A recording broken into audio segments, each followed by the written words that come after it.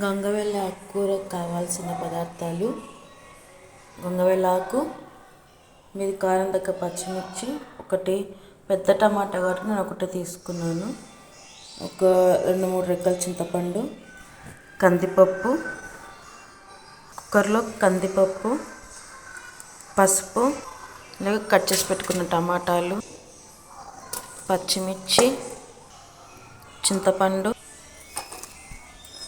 కడిగి పెట్టుకున్న ఆకుకూర,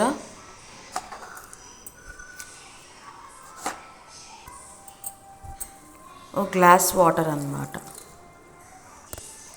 1.5 గ్లాస్ వాటర్ పోసుకున్నాను. ఒక 4 విజిల్స్ అన్నమాట.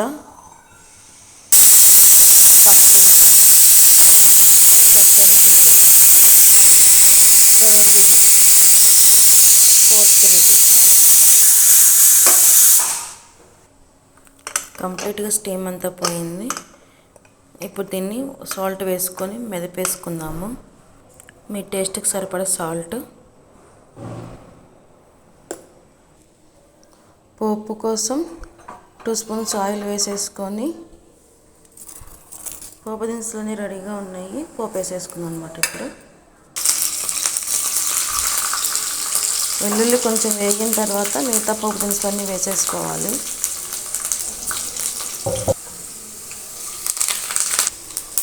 ఇంగువ,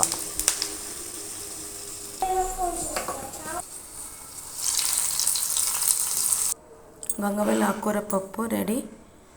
ఈ వీడియో కనుక నచ్చినట్లయితే లైక్ చేయండి, షేర్ చేయండి, కామెంట్ చేయండి. పక్కన బెల్ ఉంటుంది, క్లిక్ చేయండి. నా ఛానల్ని ఫస్ట్ టైం చూసినట్లయితే ప్లీజ్ సబ్స్క్రైబ్ చేసుకోండి.